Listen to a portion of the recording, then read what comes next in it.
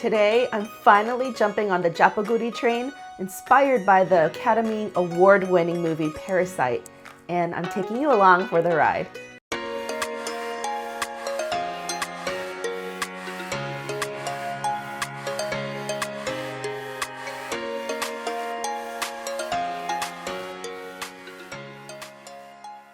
What's up, universe? It's Julie here, and welcome back to our channel.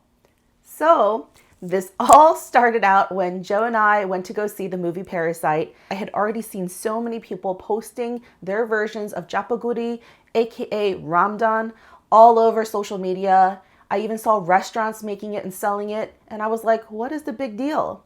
But my husband Joe really wanted to try it, and so I decided to make it. And of course, when I decide to make something, it turns into this whole big production, and we decide to take you along with us. I'm gonna start out by searing some steak. Jjapaguri is a combination of these two instant ramens. So there's Jjapaguri, and then there's Noguri.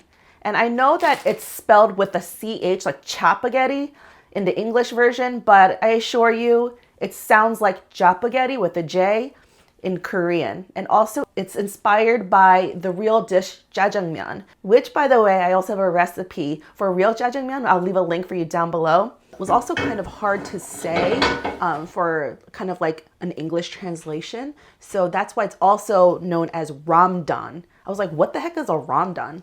So the translators of the movie actually made up that word so that it would be easier to say. I have some flank steak. In the movie, you'll see that the housekeeper makes it with like a really expensive cut of meat in Korean called like Hanu beef. So a lot of people have been using sirloin steak as a substitute. I actually went to the Korean grocery store for a lot of these ingredients, and I just saw so many things of beef there, but I didn't see like a sirloin steak or anything that I wanted. So I was like, you know what, let's just use flank steak. It's a nice little humble cut of meat, has good beefy flavor, easy to cook. And I'm just gonna slice it thinly so that it's nice and tender. In a cast iron pan, or you can use, stainless steel pan, whatever, I just have it heated up with some vegetable oil. I could see it starting to smoke, so I think it's ready to go. We're gonna sear this for about 3 to 4 minutes per side. Now, the whole interesting part of adding the steak, in the movie, that was a director's decision to do that because people had been making Jjapaguri in Korea for many, many years. It was very popular. It's cost like probably about $2 to make. It's so humble. But in the movie, there's kind of like this dichotomy of the wealthy family wanting Jjapaguri. But then she asked the housekeeper to add steak. It's almost like, yes, we eat Jjapaguri, but we're better than that. So we're gonna add steak. For a flank steak, you wanna use an instant read thermometer and like this. And you insert it in the thickest part of the meat, and it should be about 125 for rare and about 130 degrees Fahrenheit for medium rare.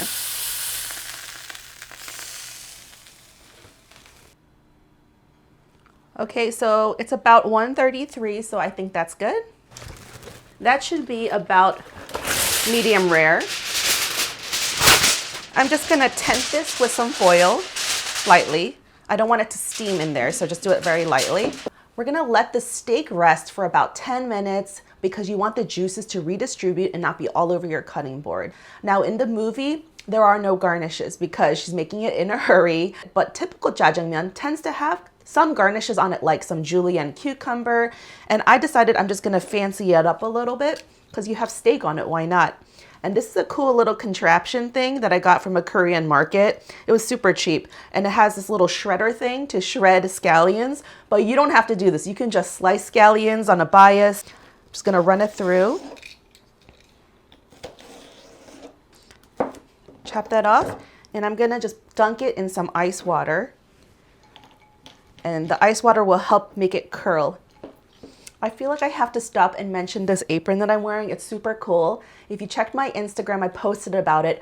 Our neighbor gave this to me as a surprise gift because she got it custom made in Poland. And I was so shocked because she just follows us on YouTube and knew that this is what we do and wanted to give this to me as a gift. So I thought it was like so wonderful. And she's like, you don't have to wear it if you don't want to. And I'm like, why not? It's so cool. It's moments like that that make me so thankful that we do what we do. And in case you're wondering, no, this video is not sponsored by Nongshim, the makers of both Jjapaguri and Noguri, but it should be, right? And then I'm just gonna thinly slice a red chili pepper on the bias because the Noguri is supposed to be spicy. So I thought it would be nice to just play that part up, and also it makes a beautiful contrast. And then I'm just gonna thinly julienne a Persian cucumber. You can use a seedless English cucumber, just a regular cucumber, but peeled from the waxy skin. I'm just gonna thinly slice it on a bias and then stack it up to julienne it quickly. Sidebar, if you're interested in what knives I'm using, I do have the ultimate knife guide for the home cook. You can sign up for our mailing list down below. We'll send it to you for free. Okay, now that all of that's done, we're gonna get some water on the boil.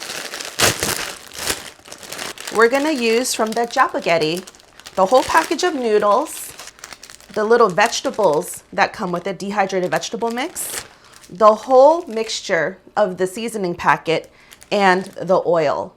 This is just kind of like vegetable oil used to kind of make the noodles glossy and not sticky.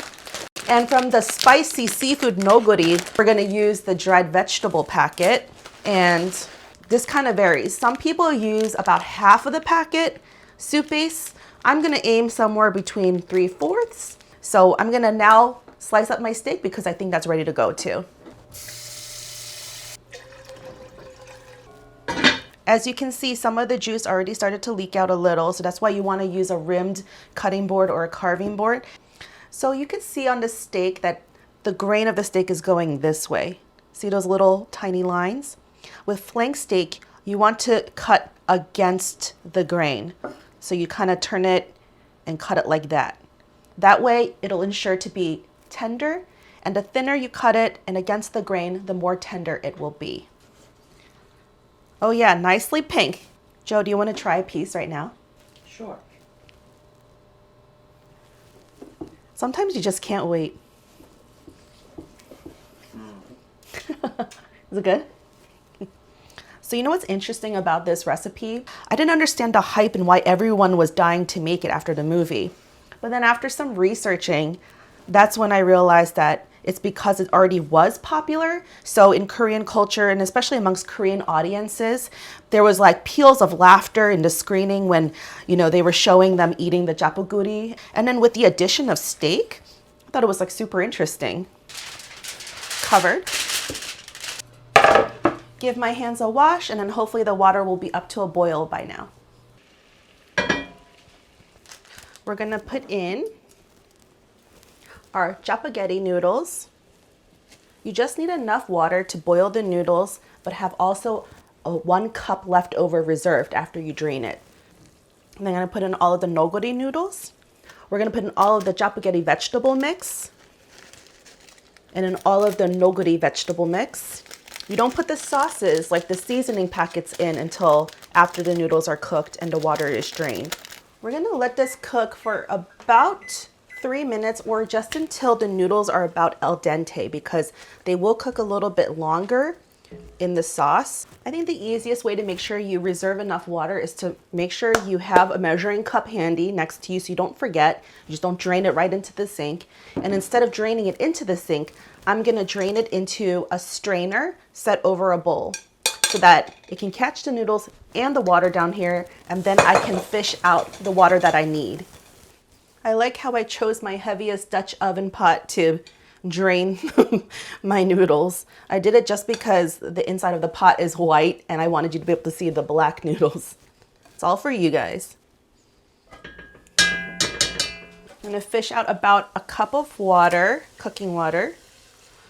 So we're gonna put in all of the Jjapaguri soup base. So this is kind of the jjajangmyeon sauce. Then we're going to use about 3/4 of this noguri spicy sauce.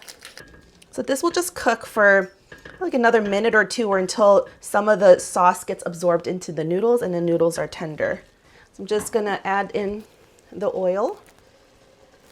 This will make it kind of glossy and keep the noodles from sticking too much. Yep, and it shines it right up. I think it's hilarious that I'm making a cooking video about instant noodles from a package. And then we're just gonna plate it up and put garnishes on it. And then we'll give it a taste. This is a true life mukbang. Joe and I have not tasted this before, so it could be an utter failure or it could be something that we really enjoy. So I'm actually really excited about this. Okay, nice. Time to serve.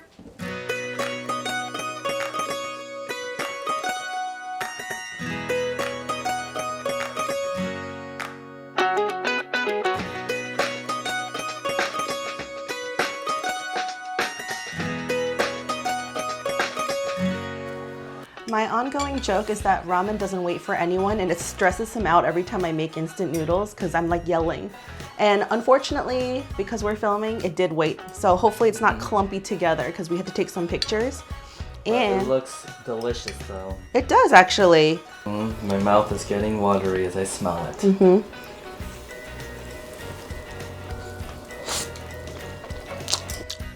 Whoa. That's spicier than I thought it would be. Yeah. It was a slow burn. I didn't taste it at first, the spice.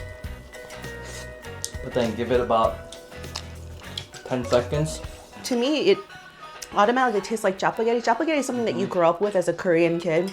Your mom always makes you these like kind of instant noodles, so I'm used to that flavor. And that steak, it's really good with it. Is it? I know. Oh. It's actually really good with it. I didn't think it would make such a difference, but it does. I also have it with the takwang, or in Korean tanmuji. I don't know, it's called two different things. Pickled radish, which will add that sweetness, and that's typically served with jjajangmyeon. You know what's funny?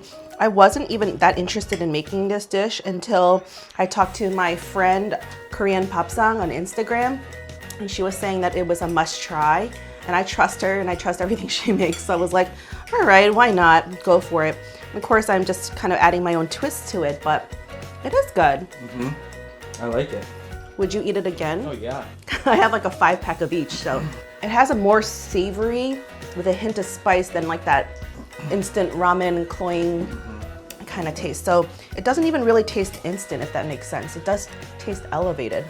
When we went to see the movie Parasite, it was after we watched the Academy Awards and it won all those awards for like Best Picture and all that. So I think that we had high expectations.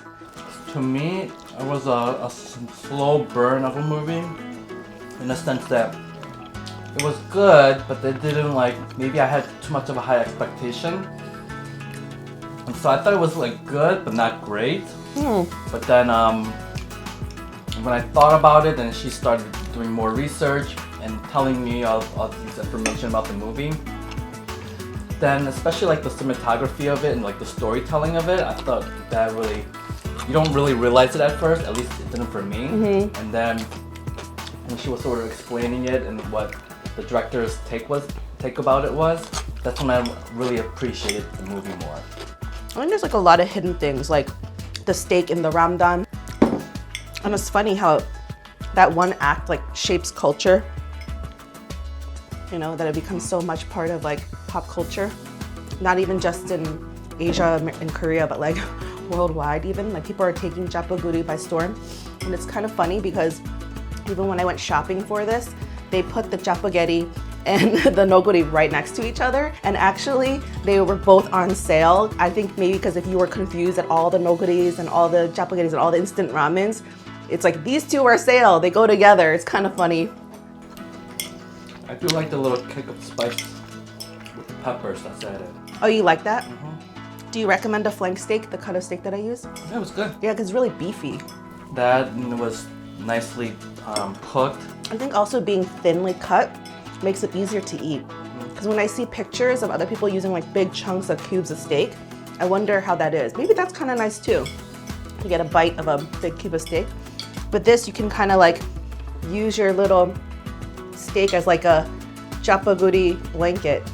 I thought it was so funny that Joe thought I should film this because I was like, it's just instant noodles. I was gonna make it just for him so that he could taste it because he really wanted me to make it. but then we decided to just film it, and it turned into this whole production with like our lights and cameras. But I don't know, hope you guys enjoyed it, and if you did, remember to tell us in the comments below. Remember to subscribe, push like, and hit that bell for notifications so that you know every time we upload a video like this one. There's lots of other things in the works coming up. I know we've been a little bit on a break, but subscribe and hit that bell so you know when more videos like this come out. Thanks so much for watching. We'll see you next time. Bye. Bye.